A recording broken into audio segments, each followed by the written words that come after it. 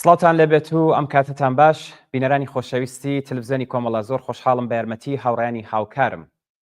یەکشەمبە شەوێکی تر ڕاستەوخۆ لە تلڤیزیۆنی کۆمەڵەوە هاتوینەتەوە خزمەتە.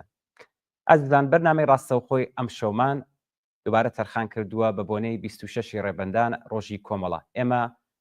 لەم چەند ڕۆژەدا کۆمەڵێک پەیام و پیرۆزباییمان لەلایەن دۆستان و ئەندامان و هەڵسوڕەوانی کۆمەڵە بەدەستکەشت بە پێویستمانزانی بەرنامەی ئەم شەویشمان تەرخان بکرێ بەم بۆنەوە و لێرەوە دەستخۆشیان لێ بکەین و پەیامەکانیش لێرە هەم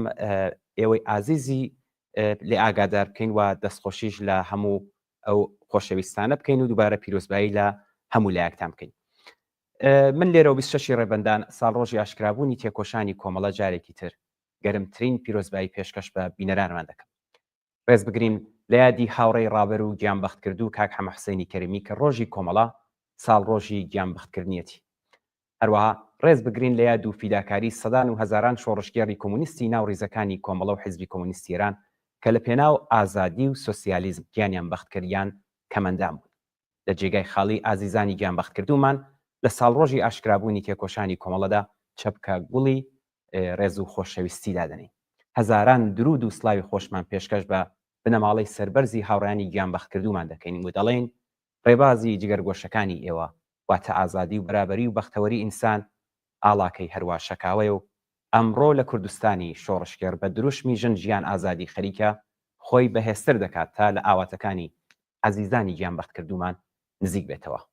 وەسڵا و درود بنێرین بۆ زیندانیانی سیاسی کە لە ئەشکەنجەگاکانی کۆماری ئیسلامی دەرسی خۆڕاگریان پێفێرکردین و سڵاو بنێرین بۆ هاوڕێیانی هەڵسوڕاومان لە شار و شارۆچکە و گوندەکانی کوردستان کە لە ژێر فەزای سەرکوت و خەفەقاندا ماندووی نەناسانە هاندەر بوون بۆ حرەکەتە جەماوەریەکان و ماڵ بە ماڵ و گەڕک بە گەڕک و شار بە شار پەیامی یەکبوون و لەگەڵ یەکبوون بۆ داهاتوویەکی گەشیان بڵاو کردوێتەوە و سەرنجام سڵاو و درودی بێپایانمان پێشکەش بە خەڵکی خۆڕاگری کوردستان بکەین. پێشەوەی کە بچینە سەر و پەیامانی کە بەدەستمان گەیشتووە ئەچین تراکتێک دەبینین کە هاوڕێیانمان لەو تاقفەرمان ئامادەیان کردووە دواتر دێمەوە سەر و پەیامانی کە گەیشتۆتە دەستمان و ئێوەی ئازیزی لێ ئاگادار دەکەین.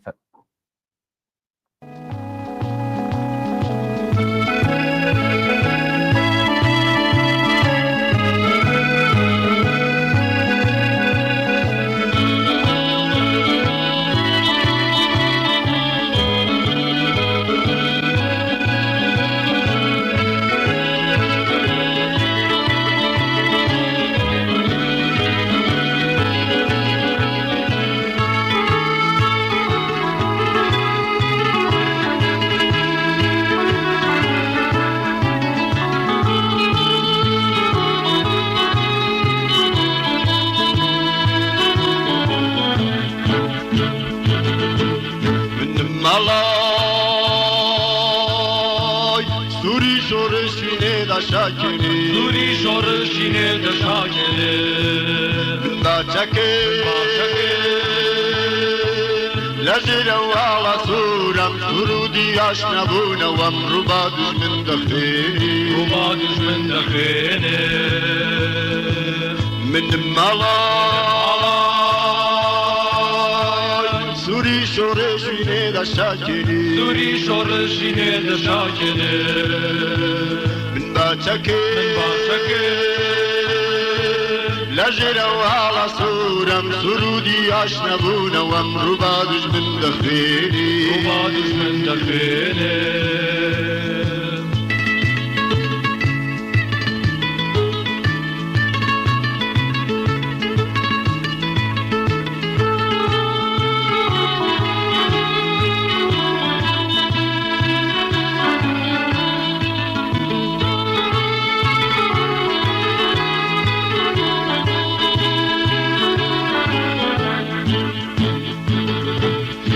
مرگی وشیارم رگی سختم لریا چکی دست دیری مشکم مجده دوار روشی تیا دست مرگی وشیارم رگی سختم لریا چکی دست دیری مشکم مجده دوار روشی تیا من دمالا سوری شۆڕشینێ لە شاکێنێ دووری شۆڕشینێ دەشاکێنێ باچەکە لە ژێرە و هاڵە سوورەم سرودی ئاشنەبوونەوەم ڕووبا دوژمن دەخوێنێ ڕووبا دوژمن دەخوێنێ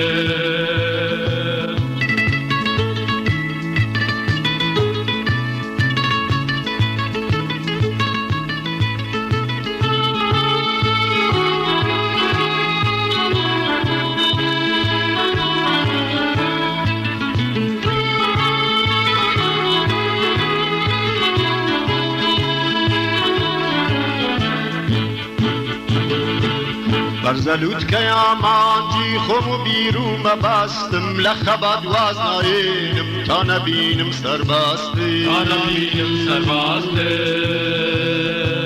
بەرزەلووتکە یامانجی خۆم و بیررومە باستم لە خەبات واز ناێنم تا نەبینم سەرباستی ئانەبینم سەرباستی بنم ماڵا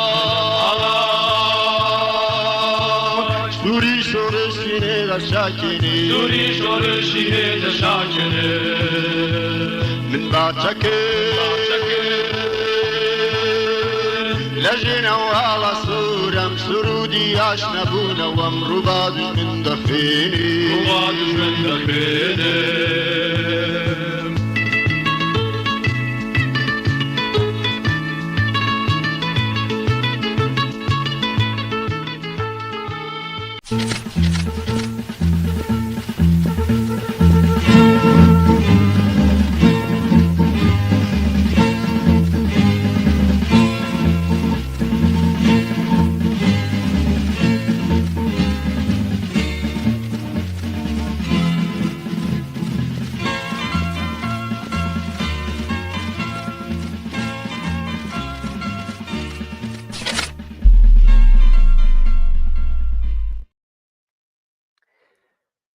بەڵێ ئازیزان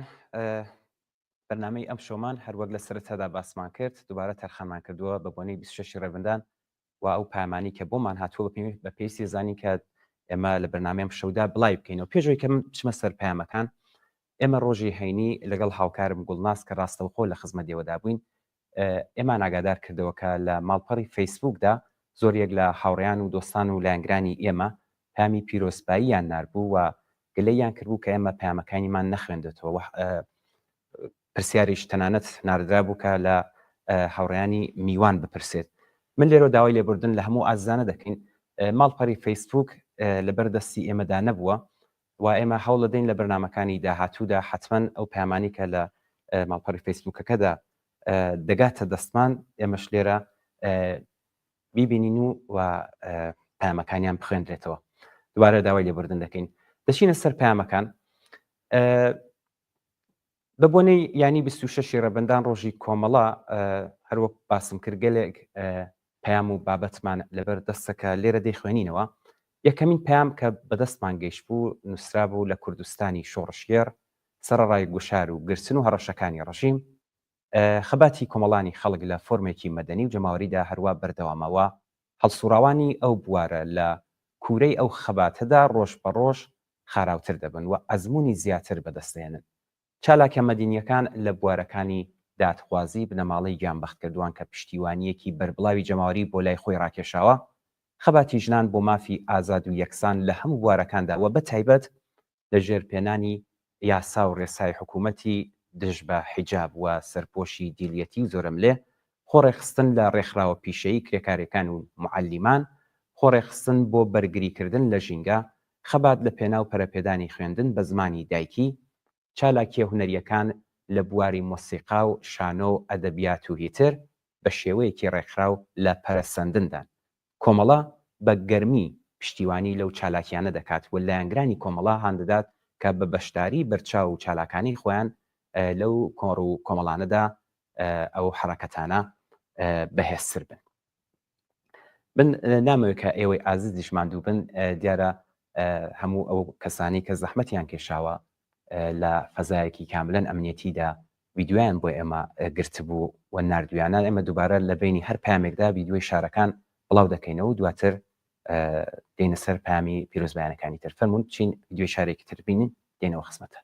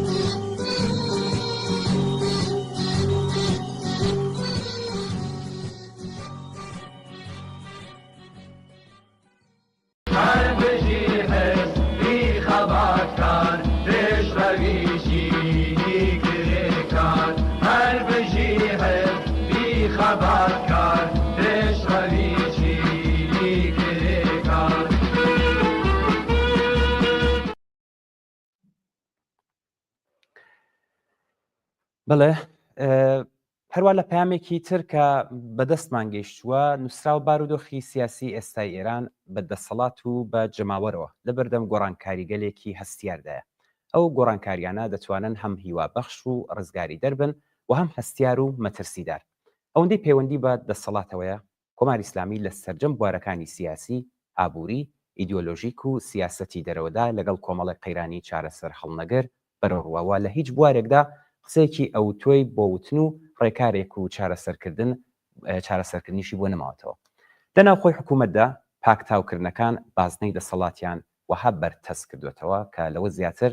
تەنیا دەتوانێت لە ڕێگەی کودتایەکی سپی یان خوێناوی بە تایبەت بۆ پاراستنی ئیمپراتوریەکی بەهێزی ئابووری کە فەرماندەکانی سپای پاسداران و خانەنشینەکانیان بەڕێوەی دەبن مسەوەگەر بێت لە ئاوا دۆخێکدا دەرفەت بۆ بەهێزبوون لە ڕێگای پێکێنانی ڕێکخراوە جەماوەریەکان لە شوێنی کار و ژیان زۆرتر فراهەم دەبێت. ئەمە پەیامی کۆمەڵا بۆ جەماوەری خەڵکی کوردستانە، ڕۆژی کۆمەڵا ینی کردنەوەی ئاسۆی دەسەڵاتی جەماوەری لە کوردستان. بچین دووبارە ویدیۆیەکی تری شارەکان ببینین زوو دێمەوە خزمەتە.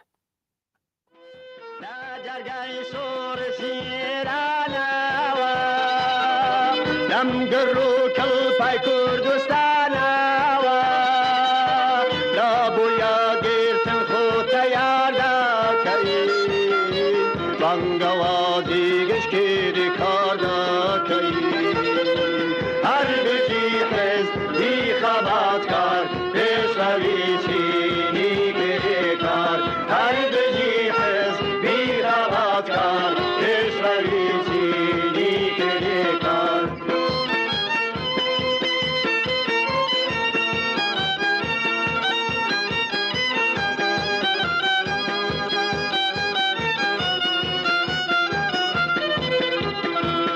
سرمایه داری دیوز نیساوا سرسایم مینت کاوا برو خاندنی سرمایه داری دنیای بی ستم روزی رزگاری هر بجی حس بی خوات کار پیشروی چینی کلی کار هر بجی حس بی خوات کار پیشروی چینی کلی کار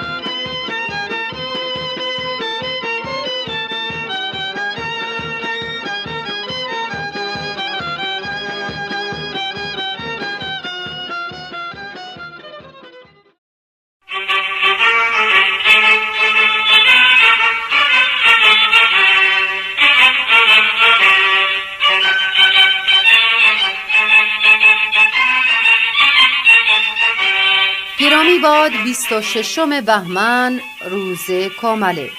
روز کامله روز گرامی داشته جریانی است که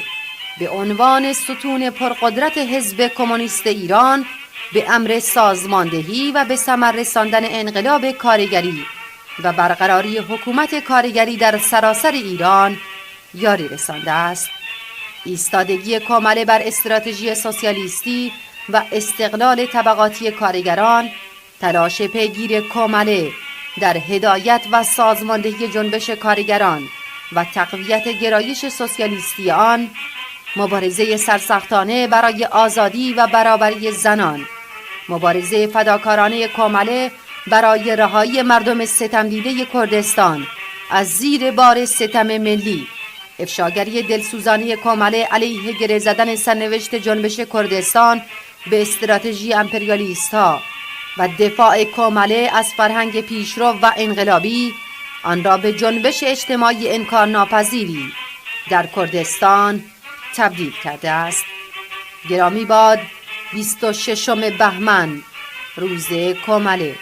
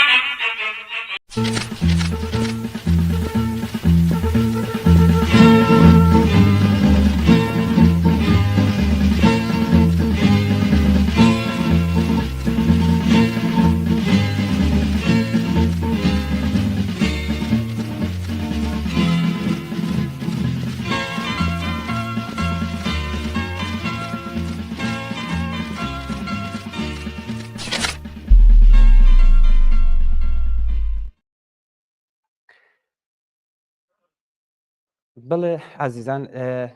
پامێکی تر کە لەبەر دەستما ئەڵێت لە ئاستی جەماوەردا شۆڕشی ژینە ئاڵوگۆڕێکی قوڵی فەرهەنگی لە ناخی کۆمەلگای ئێراندا بەرامبەر بە فەرهەنگی زاڵ پێکێنەوە. ئەم شۆڕشە لە شکل و شێوازی نەیخۆیدا هەروە بەردەوامە. حجابی زۆرملێ لەلایەن ژنانی ئازادی خواز و بە پشتیوانی پیاوانی یەکسانی خواز توور هەڵدەدرێت و هەموو گەڵاڵە و پەسەندکراوەکانی ڕژیم بۆتە بەڵقی سەرئاو. ئەگەر بۆ وشەی ژن لە دروشمی ژن ژیان ئازادیدا وها ئاستێک لە خەبات و خۆراگری دەبینین، لە پێناو ژیانیشدا شەقامی شارەکانی ئێران هەرگیز لە کرێکاران، خانەنشینان، مافخوازان، بنەماڵەی دادخوازان و هیتر چۆڵ نەبووە و ئەو بوارەش لە خەباتی مەدەنی لە ناوڕۆکی خۆیدا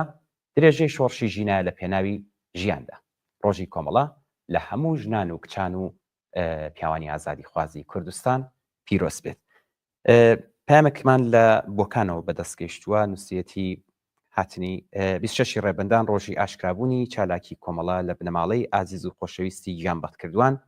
بنەماڵەی زیندانیانی سیاسی و تەواوی کادر و پێشمەرگەکان و لایەنگرانی کۆمەڵە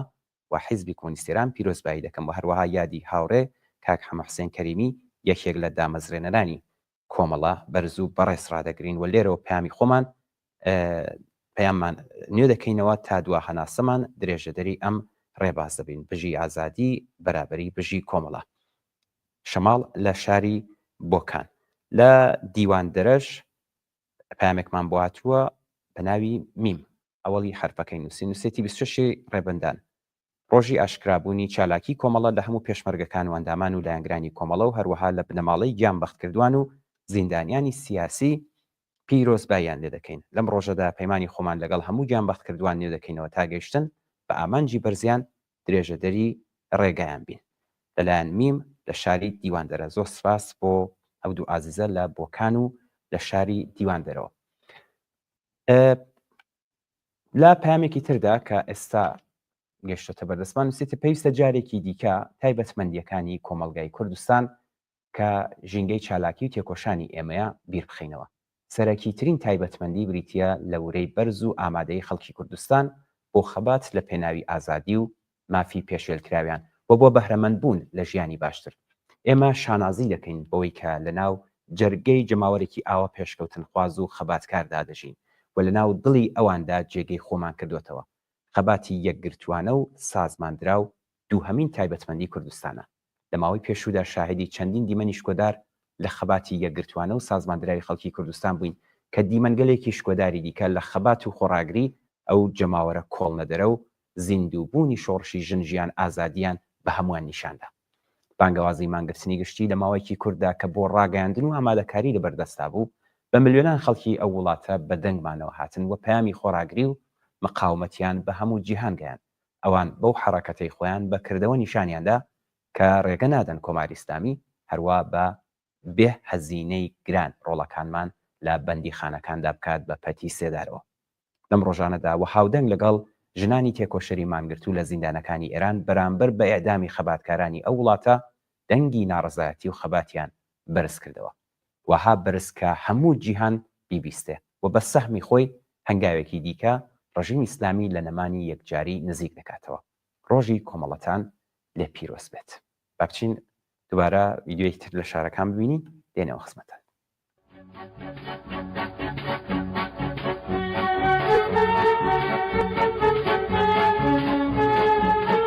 شهيدان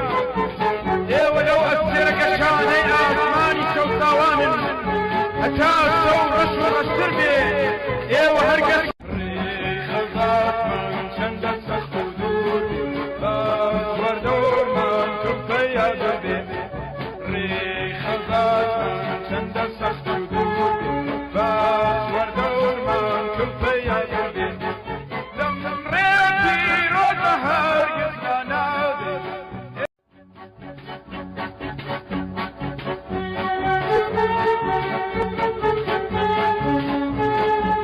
الشهيدان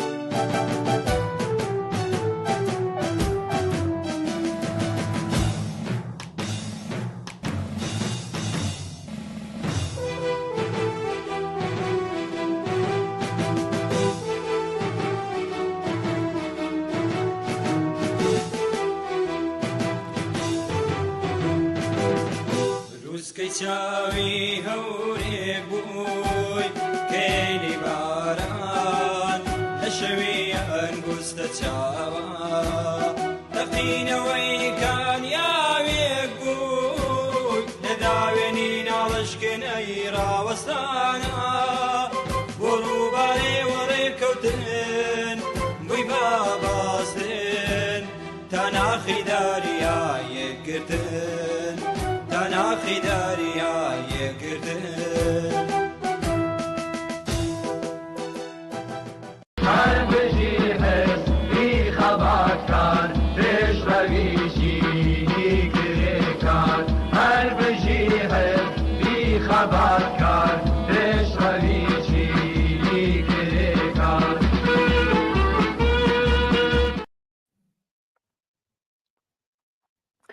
بەڵێ سپاس بە وازدانە ئەو پامانی کێستا لە بەردەست من هاتووە لە مەریوان نووسێتی پیرۆز بێت 26 ڕێبندان ئێمە کۆمەڵێک لە لاوانی مەریوان پیرۆزبایی خۆمان ئاراستەی هەموو کادر و پێشمەرگەکانی کۆمەڵە و بنەماڵەی زیندانیە سیاسیەکان و بنەماڵەی هاوڕانی گیانبەختکردووی کۆمەڵە دەکەین لەم ڕۆژەدا پەیمانی خۆمان لەگەڵ ڕێبازی سووری کۆمەڵە تازە دەکەینەوە بەڵێن ئەدەین تا دڵۆپی خوێنمان لەسەر ڕێبازی سووری کۆمەڵە بمێنینەوە بە هیوای ئەوە کە لەسەر وێرانەکانی کۆماری ئیسلامی ئێران جەژنی 26 ڕێبندان لە تەواوی کوردستان بگرین سپاس بۆ لاوانی مەریوان بۆ ئەم پامکە زەحمەتیان کێشا و نردیان لە دیواندەرە بینەرەمان کە بە ناوی میم خۆی معرفی کردبوو نووسێتی تکایە ئەمەشی پێزیاد کە نووسێتی شەر بێ لە داخی سپای پاسدارانیش بێت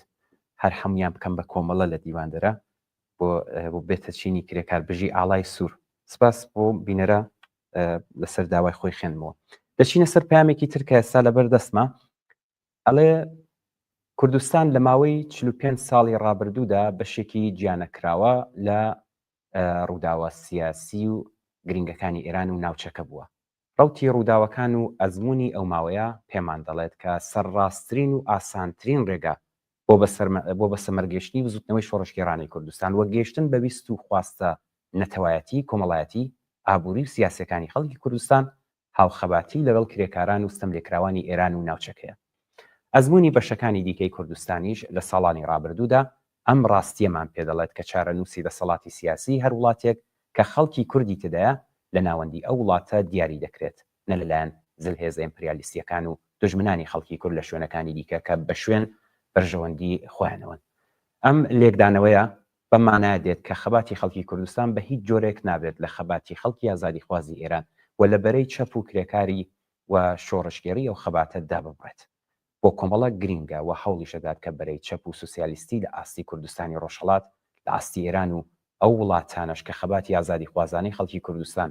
بۆ مافە سیاسی نەتەوایەتیەکانیان لە ئارادایە یەک بخاتوە لە یەک نزیک بکاتەوە کۆمەڵە هەر ئەو هێزە کۆمونیست و شۆڕشگێڕەی جارانە کە لە خاڵە وەرچەرخانە مێژووریەکاندا تاقی کراوەتەوە هەڵوێستەکانی لە قۆناغی هەستیاردا متمانەی جەماوەری بەدەستێناوە نمونونەکانی کەم نین و لە بیرمان نەچوونەتەوە لە داهاتووشدا دیسانیش دەکەوێتەوە ها قۆناغگەلێکەوە بەو پێشینە و بۆ عەقڵ و تەجروبە و زانستێک کە بەدەستی هێناوە دڵنیابن کە دەتوانێت سەربەرز و سەرکەوتوو لە مەیدانی خەباتی ئەمڕۆمان و بەرەو پێشبردنی شۆڕشی ژن ئازادی بێتە دەرێ ئەگەر باس لە خاڵە گرنگە مێژوویەکان دەکەین بۆ ئەوە نییە سەرینی ئارخیانی لە بن سەر بنێنوە میداڵی سەرکەوتن بە سنگمانەوە هەڵواسی بەڵکو بۆ ئەوەیە بیانکەین بە تێشووی ڕێگای بەرەو پێشچوونمان بۆ سەرکەوتن لە هەمان کاتیشدا لە هەڵەکان ئەزمون وەرگین و دووپاتیان نەکەینەوە پێشۆی کە بچین کلیپێک لە شارەکان بینین لە سەردەشتەوە ئەمێکمان بۆاتوە نووسێتی 26 ڕێبندان ڕۆژی ئاشکرابوونی چالاکی کۆمەڵە لە هەموو پێشمەرگەکان و ئەندامان و لایەنگرانی کۆمەڵە و هەروەها لە بنەماڵەی گیانبەختکردووان و زیندانیانی سیاسی پیرۆز بێت بژی کۆمەڵە بژی سۆسیالیسم ئاسۆ لە شاری سەردەشت لە شاری لەلایەن ژمارەیەک لە خەڵکی ئاوایی دانەوەی سربەچەمی شاری سنان سێتی 26 ڕێبندان ڕۆژی ئاشکرابوونی چالاکی کۆمەڵە لە ئێوە و لە هەموو پێشمەرگەکان و ئەندامان و هاوڕێیانی بەشی تیوی پیرۆز بێت و لێرەوە لەگەڵ بنەماڵی گیانبەختکردووان پەیمان نوێ دەکەینەوە کە تا درێژەدەری کە تا گەیشتن بە ئامانجی و ڕێبازی ئازیزانیان درێژەدەری ئەو ڕێگابین بژی کۆمەڵە هەر شەکاو بێت هاڵای سووری کۆمەڵە زۆر سپاس بۆ ئەم لاوانش کە لە خەڵکی ئاوایی دانووی سەر بە چەمی شاری سنە بوو بچین کلیپێکی تر ببینین دێمەوە خزمەتە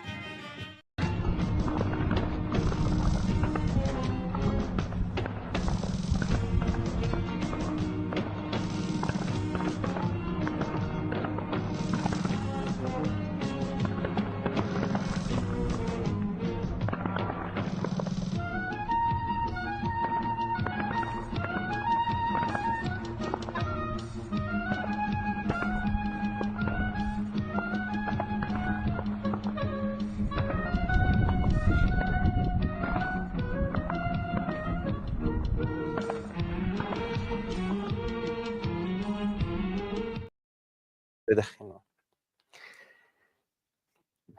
بەڵێ ئێستا کە ئەو پامەی بەدەستم گەیشتووە لە بەردەستمە لە ئاوایی دەزلەی هەورامان دەستەی شەهید فەرزاد محەممەدی نووسیوێتی سلااوڕێز پیرۆزبای ڕۆژی کۆمەڵە لە هەموو ئەویندارانی ڕاستەقینەی کۆمەڵاکەین بە بۆنەی ڕۆژی کۆمەڵایمە کۆمەڵێک گەنجانی ئاوای دەزلێ لە کۆبوونەوەیەک باس و جەختمان لەسەر درێژەدانی ڕێبازی سووری کۆمەڵە کرد و پەیمانمان تازە کردەوە هەتاکو دوا ڕۆژی ڕوخانی کۆماری سلیمی درێژەدەری ڕێبازی شەهیدانی کۆمەڵە بین کۆبوونەوەکەمان بە شایی خۆشی بە بۆنەی ڕۆژی کۆمەڵە کۆتایی پێهێناوە بژی کۆمەڵە دەستەی شەهید فەرزاد محەممەدی لاوای دەزلەی هەورامان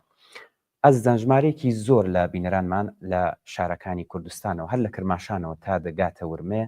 پامی پیرۆزبایی بە بۆنەی شەشی ڕێبەندان ڕۆژی کۆمەڵە لەم هەفتەی ڕابردوودا بەدەستگەشت و بۆیان ناردین ئێمە لێرەوە و لە ڕێگای ئەم بەرنامەوە دووبارە سپاسی یەک بە یەکی هەموو ئازیزانە دەکەین وە پیرۆزبایی ڕۆژی کۆمەڵە لە هەمویان دەکەین بەڵام ئەم ئازیزانە بزانن کە پامەکانیان گەشتۆتە دەستمان و جارێکی ترم ڕاستیە خۆی نیشاندا کە کۆمەڵە بزوتنەوەیەکی کۆمەڵایەتی لە کوردستانی شۆڕژگەرەوە توانیوێتی پەیوەندی و ارتباتی خۆی لەگەڵ ئەم بزوتنەوەیە بتەوتر بکات سپاسی بێپیان بۆ هەموو ئێوە خەڵکی شۆڕژگەری کوردستان بۆ ئێوە کە پاڵپشتی کۆمەڵە بوون و کۆمەڵەکەتان لە تێپەڕاندنی کەند و کۆسپەکانی سەر ڕێگای یاریداوە سەر بەرزانە تا ئێرەتان گەیاندووە لە ئیدامەی ڕێگامان ئەم پەیوەندیانە دەبێت زۆرتر لەوەی کە هەیە پەرەبستنێ بابەتێکی تر هەڵبەت نووسراوەیەکە کە بەدەستمان گەشت بوو باش بوو کە لێرەدا بیخوێنیەوە ئەم نووسراوەی ئەوە دەست پێ دەکات دەڵێت ڕاگەیاندنی خەباتی ئاشکرای کۆمەڵە تەنیا سەرهەڵدانی ڕەوتێکی کۆمەڵایەتی و ڕێکخراوێکی سیاسی نوێخواز و پێشکەوتنخواز نەبوو بەڵکو لە هەمان کاتدا ڕۆژی ڕاگەیاندن و هاتنە ئارای ئالتێرناتیڤ و جێگرەوەیکی کۆمەڵایەتی بەهێز بوو بەرامبەر بەو ڕەوتە ئیسلامیە کە لە ڕاپەڕینی ڕۆژی 22 ڕێبەنداندا بەدەسەڵات گەیشت بوو کۆمەڵە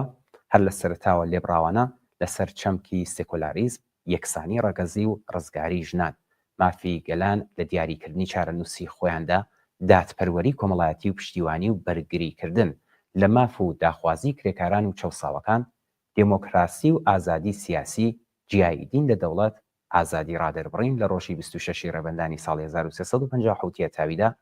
ڕێکخراوێک و ڕەخنەگرتن ئازادی ئاینی و کردنی ئاین بە بابەتێکی تایبەت بە کەسەکان و لەسەر ئازادی پێکهێنانی سندیکا و دامەزراوە سیاسی و جەماوەری و مەدەنیەکان لە هەموو بوارێکدا پێداگری کرد هەموو ئەوانە لە کاتێکدا بوو کە کۆماری ئیسلامی لە دژایەتی و دژمنایەتیکردنی هەموو ئەو ئامانجانەدا بەدەسەڵات گەیشت بوو ئەو سەردەمە بزوتنەوەی کوردستان بە پشتیوانی و بەرگریکردن لە مافە سەرەتایەکانی خەڵکی کرێکار و زەحمەتکێش ببووە تاقە ئالتەرناتیوی بەهێزی کۆمەڵاتی و بژاردەی غەیرە ئیسلامی جەماوەری خەڵک بەرامبەر بە کۆماری ئیسلامی و وەڵامی نای بە ڕێفراندۆمی کۆماری ئیسلامی دایەوە کۆمەڵە ئەو ڕەوتە سیاسیەیە کە لە کوردستان بە شێلگیری و لێبراوانە ئەو ئالتەرناتیڤەی بەرجەستە و بەهێزتر کرد و لەسەر جیاوازی و تایبەتمەندی پێشکەوتن خوازانی کوردستان بەرامبەر بە کۆنەپەرستی و تاریکبینی ئاینی کۆماری ئیسلامی پێداگری کرد ئەمڕۆ ئێمە لە کاتێکدا ڕێز دەگرین لە ڕۆژی کۆمەڵە کە 46 ساڵ بەسەر دەستپێکردنی خەباتی ئاشکرای کۆمەڵە لەلایەک و بەدەستەوەگرتنی دەسەڵاتی کۆماری ئیسلامی لەلایەکی ترەوە تێپەڕیەوە کۆماری ئیسلامی لە نالەبارترین بارودۆخ و لە بێزرا و ترین ڕۆژانی ژیان و دەسەڵاتی خۆی و لە قەیراناویترین قۆناغی ژیانی کۆمەڵایەتی ئابووری و سیاسی و ناوچەیی نیو سەدەی ڕابردووی کۆمەلگای ئێراندا بەسەردەبە بەڵام پاش ئەم نیو سەدەیە کۆمەڵە و ئامانج و ڕێبازەکەی لە قوڵایی بزوتنەوەی ڕزگاری خوازی کوردستاندا جێی خۆی کردوێتەوە بەلایەن خەڵکی باقی ناوچەکانی ئێرانیشەوە جێگای ڕێز و خۆشەویستی و پشتیوانیە لە ئێستادا هەموو خەڵکی ئێران بە چاوی ڕێز و پێزانینەوە لە کوردستان و لە هەڵوێستەکانی بزوتنەوەکەی دەڕوانن لە خەباتی سیاسی و سەرتاسەری لە ئێراندا هەڵسوڕاوانی بزوتنەوەی جەماوەری مەدەنی کوردستان خاوەن پێگە و سەنگ و قورساییەکی تایبەت و بەرچاون ئێستا بە شێوەیەکی بەرچاو و ڕۆشن خەبات و داخوازی و ناڕزایەتی کرێکاران مامۆستایان و خانەنشینان و باقی چین و توێژە کۆمەڵایەتیەکان لەگەڵ دموکراسی خوازی و سێکۆلاریزم ئاوێتەی یەکتر بوو ئەمڕۆکە کوردستان لە بوارگەلی فەرهەنگی و کولتوری ژینگە پارێزی و جوڵانەوە کۆمەڵایەتیەکاندا لە تروپکی گەشانەوەدایە و بۆتە مەڵبەندی دامەزراوە و ڕێکخراوە پیشەیی و مەدەنیەکان و لە کۆی بزوتنەوەی خەڵکی کوردستاندا ئاسۆیەکی گەش و ڕووناکە کۆمەڵە بەڕوانین و بەرز نرخاندنی ئەم دەستکەوت و پێشکەوتنە بەرچاوانە لە کوردستان و ئێران و لەسەر بنەمای ئەم ڕەوتە کۆمەڵایەتیە ڕوو لە گەشەیە هەنگاوەکانی داهاتووی خۆی ڕێک دەخات. ڕۆژی کۆمەڵە ڕۆژی پێداگری لەسەر ڕەوتی چەپ و سوسیالیستی لە کوردستان. چین دووبارە ڤیدیۆی شارەکان ببینین، شێرێکمان گەشتوتە دەست، دواتر دێمەوە منە و شارەتان پێشکەشەکەم فەرموو.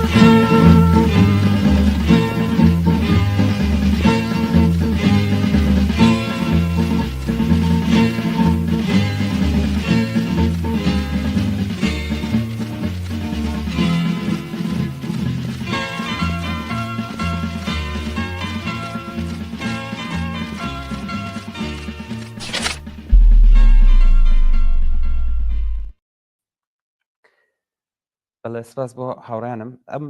شعرەی کە ئێستا گەیشتوتە دەستمان کاک محەممەد لە شاری مەهابادەوە نردوێتی و داوای کردووە ئەم شعرە بخێندرێتەوە لەم بەشە لە بەرنامەکەماندا. شعرەکە ئاوا دەست پێ دەکات، ئەڵێت من کۆمەڵەم، بەیانی بەرخڕووی من ژانی ژنی تاراند، من کۆمەڵەم، هەمە چاوشینەکەی من ئازاری زیندانی ڕام کرد، من کۆمەڵەم، محەممەد و هیوا و ڕزگارەکەی من پێخەفی گەرمیان